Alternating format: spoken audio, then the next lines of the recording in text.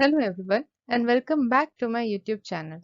Today we will study about microorganisms, friends and foe, which is a chapter from class. So what are microorganisms? Microorganisms are living organisms which surround us and which cannot be seen with our naked eyes.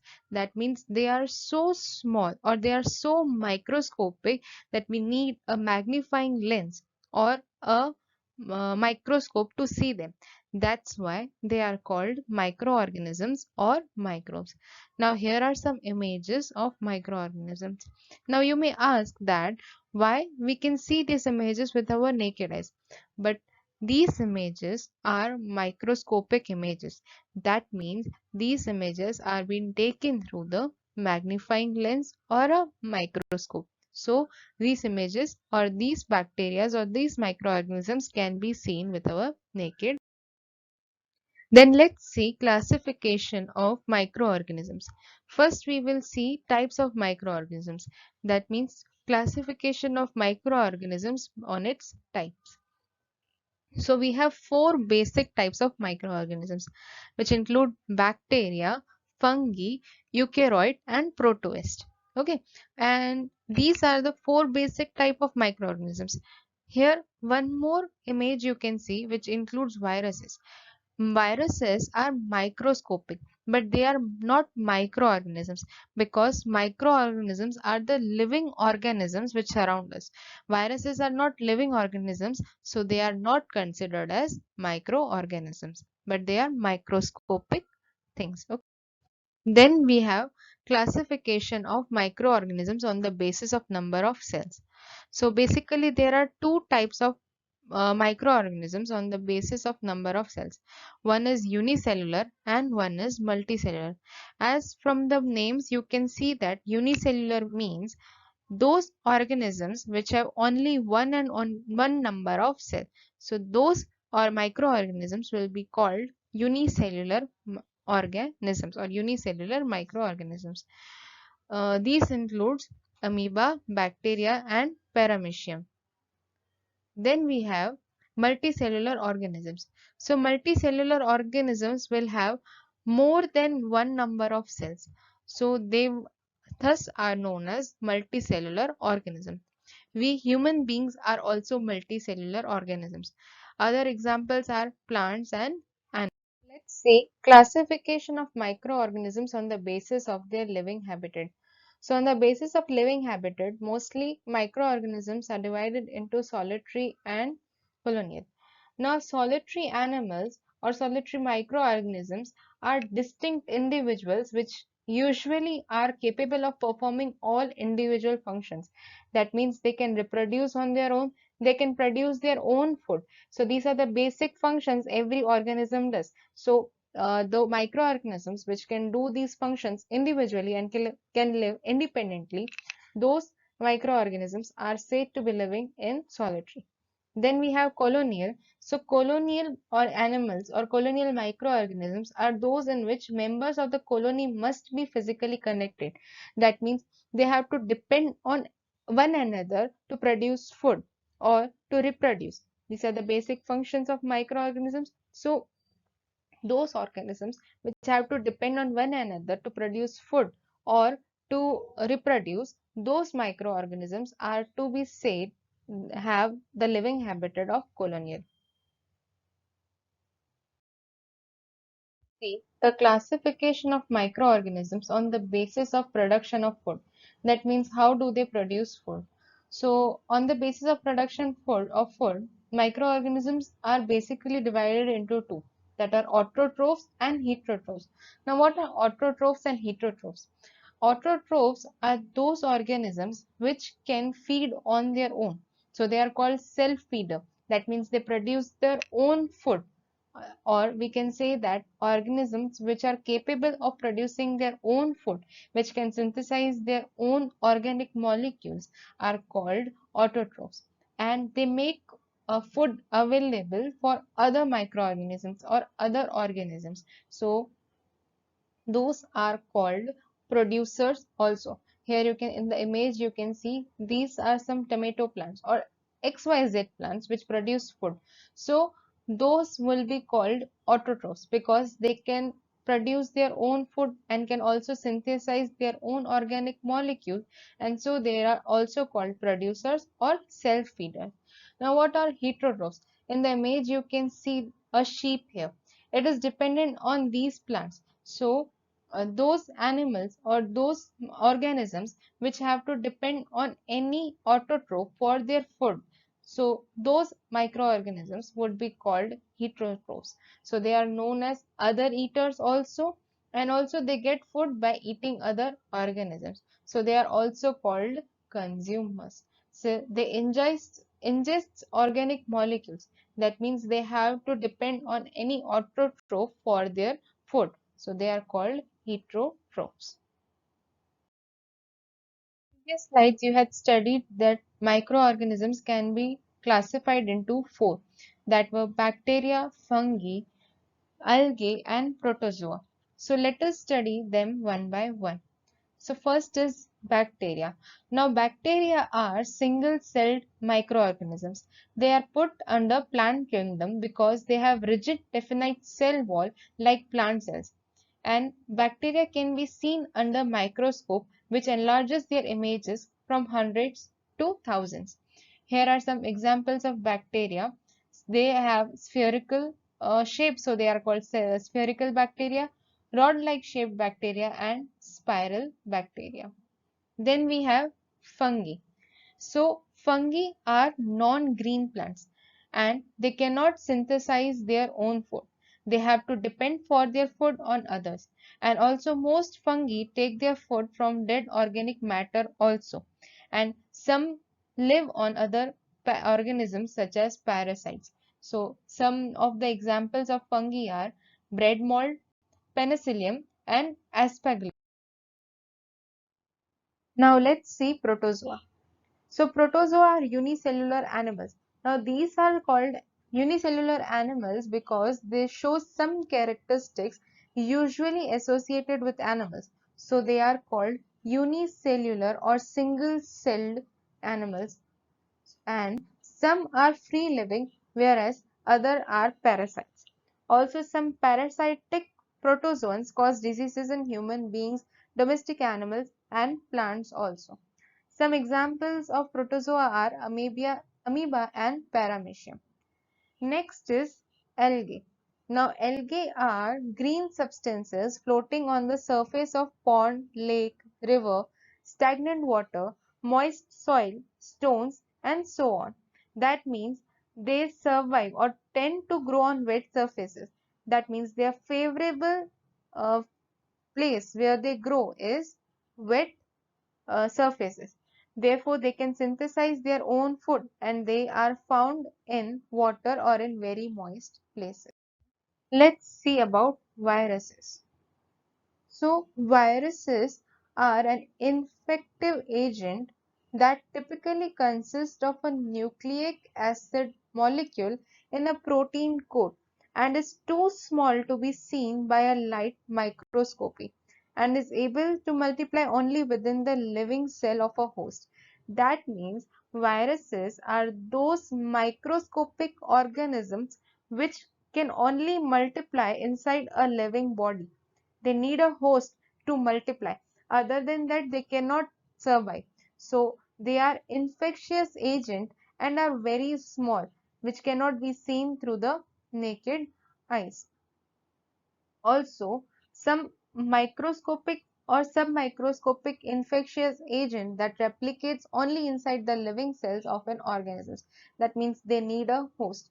And some basic or some generally caused disease by viruses are AIDS, Ebola, influenza, SARS, chikungunya, and smallpox.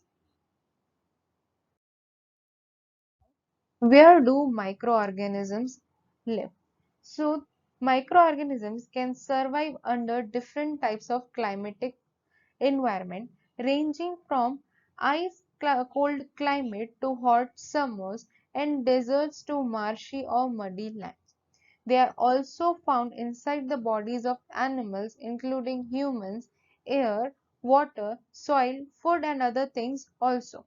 So we can say that microorganisms are living organisms that are not visible to the naked eye and can be seen or can reside everywhere. Not see, but can reside everywhere. You can see, or they can reside on the surfaces of the book, inside the books, on keyboard, mouse, on the computer, your CPU, phones, bags, your phone, shoes, the handle of the door, your pouch, inside the tap water, and on the surface of the tap also. Now, let's study about microorganisms and us. In it, first we will study about friendly microorganisms. That is, how microorganisms are useful to us. So first we will study about making of curd and bread. That is, how microorganisms are useful to us in making of curd and breads. For it, suppose you went to the kitchen and your mama is making atta of out of simple flour, or she uses a maida. In it, she adds some sugar and mixes it with warm water. And after adding this, she kneads it and makes a soft dough and keeps it aside for 2 hours. What will happen then? So, in it, yeast will reproduce rapidly and produce carbon dioxide during respiration.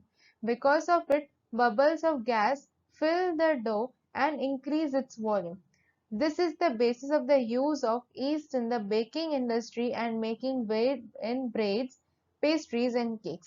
For this, Lactobacillus bacterium is used. So, Lactobacillus bacterium promotes the formation of curd and other bacteria such as yeast, which are involved in formation of cheese, pickles, and many other food items also. Next, let's see the commercial use of microorganisms.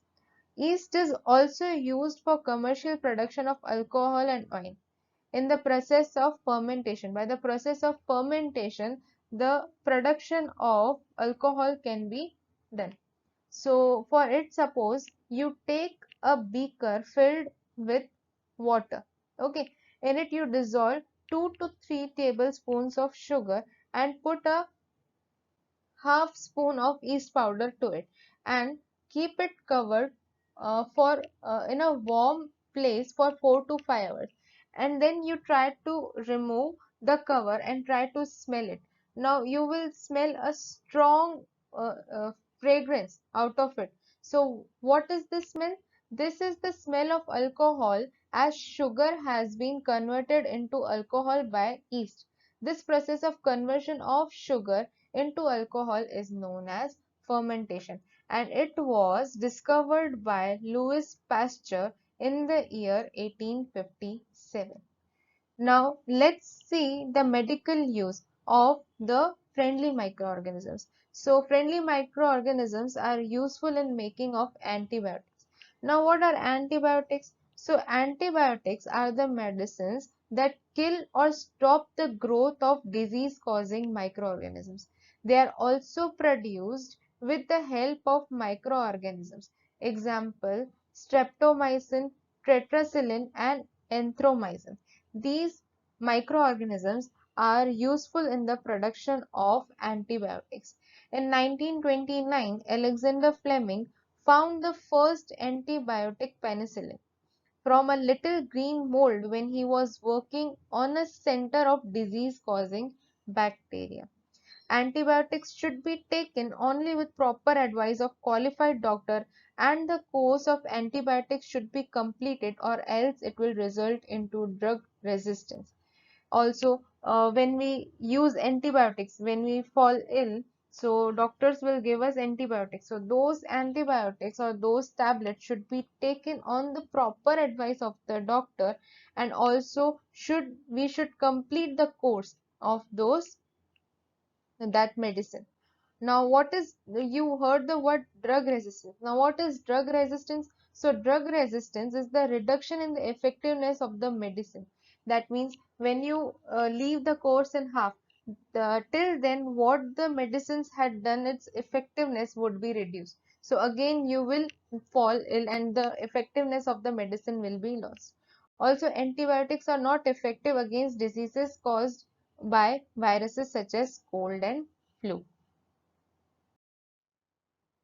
Now, there are few more uses of friendly microorganisms, which include vaccine, increasing soil fertility and cleaning the environment.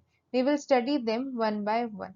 Now, in vaccine, we will first study what is vaccine or what is the process of vaccination. When you were small, you were given many types of vaccine. Now, what is vaccination? So, it is a process in which dead or weakened microbes in the form of vaccine is introduced in a healthy body. The body produces antibodies against them. Now, what are antibodies? So, antibodies are those substances produced by human body when a disease carrying microbe enters our body to fight the disease. Now, in vaccination, same process is done. Dead or weakened microbes are entered into the healthy body. Now, what will our body do? The body remembers those microbes, and if it enters again in a stronger form, it remembers the way to fight against it, and this is known as the immunity of our body. So, vaccination is a very helpful and a needful process which needs to be done at the time of birth or after the time of birth. Now, Edward Jenner was the person who discovered the vaccine for smallpox in the year 1798. Also, diseases like cholera, tuberculosis, smallpox, and hepatitis can be prevented by vaccination. In India, two deadly diseases have been eradicated, smallpox and polio. These are the two diseases which India has eradicated from it. Also, then if we see increasing soil fertility. Now, how does microorganisms increase the soil fertility? So there are some bacteria and blue-green algae which have the ability to fix the atmospheric nitrogen and enrich the soil with the nitrogen and thus increasing the soil fertility. In this way, the microorganisms thus increase the soil fertility, and those microorganisms are generally referred to as biological nitrogen fixers. Then in cleaning of environment, so conversion of organic waste into harmless and usable substances such as conversion of plant waste to manure, which helps to improve soil fertility. No doubt, here we can see that microorganisms are converting the organic waste into harmful and usable substances. But then where will these waste go? It will eventually go into the soil. So thus, it will help in both the ways by cleaning the environment also, and also will be useful in increasing the soil fertility also. Now, next are microorganisms and us, and it we will study now harmful microorganisms. That means how microorganisms are harmful to us. So before studying that, we need to understand few terms, and that are communicable diseases, pathogens, and carriers. Now, what are communicable diseases? Communicable diseases are those diseases which include the microbial diseases. That means they are also called microbial diseases, which spread from an infected person to a healthy person by air, water, food, or any physical contact, which include cholera, common cold, chickenpox, tuberculosis, and so on. And now, what are pathogens? So, pathogens are disease causing microorganisms. And the last term is carriers.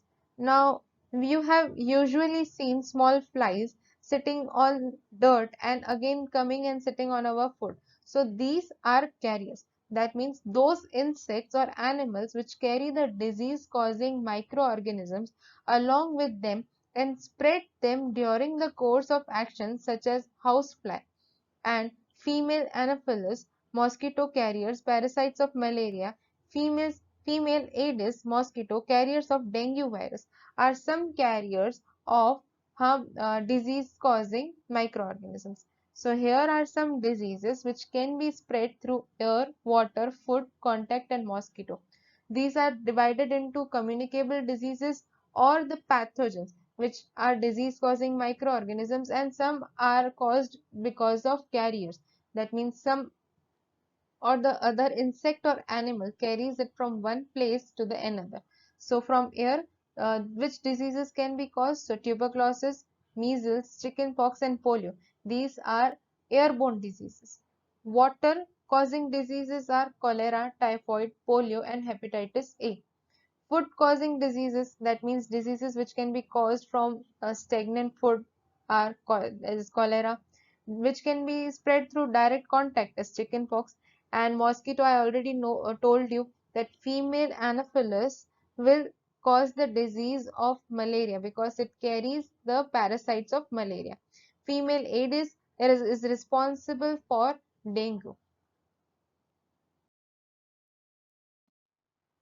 Next, we have disease-causing microorganisms in animals.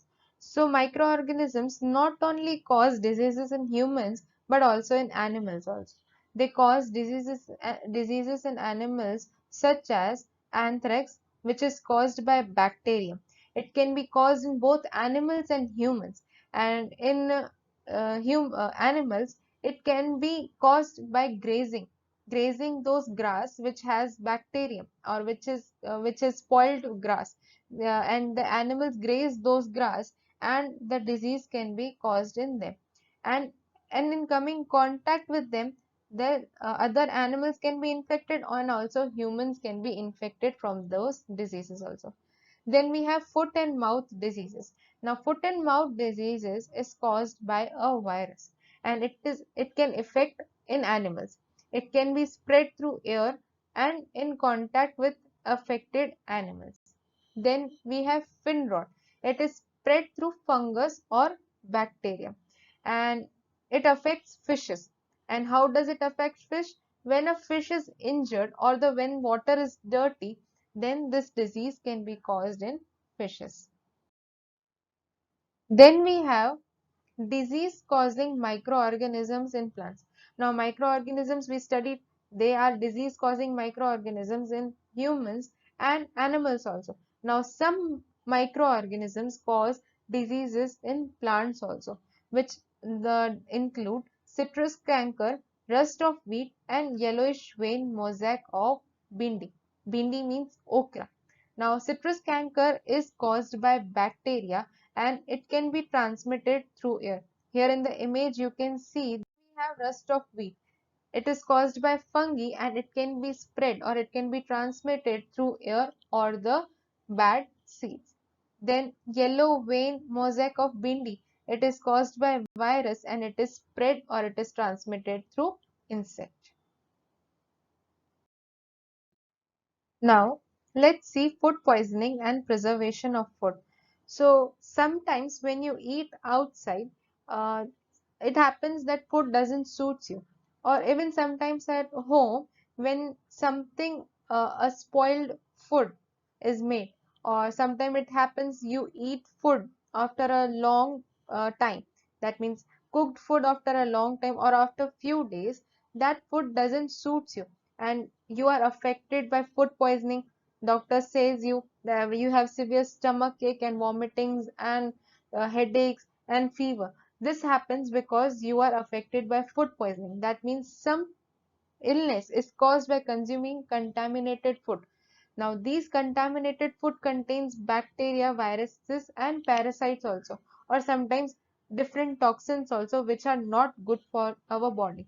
Now, uh, preservation of food is necessary because we don't want to fall ill again and again. So, we need to preserve the food in such a way that we can eat fresh and healthy food. So, for preservation of food, few methods are used. Here you can see some methods. We will discuss them one by one. So first we will study about chemical method. So in chemical method, it is generally used in large scale industries and it artificial preservatives are used. So salts and edible oils are used as preservatives, for example, sodium benzoate and sodium metabisulfate. So these are some examples of chemical or artificial preservatives which can be used in chemically preserving the foods. Next, we have common salt. So, it is used to preserve meat and fish, amla, tamarind, raw mangoes, and etc. So, common salt is used to generally preserve these type of foods. Then, sugar. In sugar, sugar reduces the moisture content to inhibits the growth of the bacteria. Jam and jelly are some of the example where sugar is used as a preservative. So salt and sugar up method is generally used by reducing the moisture by the process of reverse osmosis, and this way foods can be preserved. Then we have oil and vinegar. So in oil and vinegar, bacteria cannot sustain in such an medium. So it is used to preserve vegetables, fruits, fish and meat. Then we have pasteurization. So pasteurization is also known as hot cold treatment. So what we do in it, the milk is preserved using this method. When milk is heated up to 70 degrees Celsius or above 70 degrees Celsius for about 15 to 30 seconds, and then suddenly it is chilled and stored. This process was discovered by Louis Pasteur. That's why it is known as pasteurization. Then we have storage and or we can say as vacuum packing. So under airtight package and container, we preserve food or fix the food so that microbes cannot grow due to lack of moisture. In this way food can be preserved. So you studied about few methods of preservation of food. Let's study nitrogen cycle. So, in the previous slides, you had studied that some microorganisms are helpful in increasing the soil fertility and also cleaning the environment. Similarly, some bacteria and blue-green algae present in the soil fix nitrogen from the atmosphere and convert it into compounds of nitrogen. Here you can see that. See, atmospheric nitrogen has some nitrogen fixing bacteria and blue-green algae which fix the atmospheric nitrogen, and then further some bacteria converted into nitrogenous compounds. Okay. Then once nitrogen is converted into suitable usable compounds, it can be utilized by plants and from the soil through their root system. Now this nitrogenous compounds go into the soil and also till here sometimes by the lightning process. That means during the rainy season when lightning occurs, that lightning also fixes the nitrogen. From that to the fixed nitrogen or the nitrogen compounds come in directly into the soil. Now these nitrogen compounds in the soil can be consumed by the plants or it can be uptaken by the plants, and some animals eat those plants. So indirectly that nitrogenous compounds from the plants, from the soil comes to the plants, then to the animals. Now after some time, some animals have their age limit as we humans have age limit. Those animals have the age limit. So when they die, the nitrogenous waste from their excretion or from the dead plants, or sorry, from the dead animals. That means, on the other hand, when plants and animals die, bacteria and fungi present in the soil convert the nitrogenous waste into nitrogenous compounds to be used by plants again.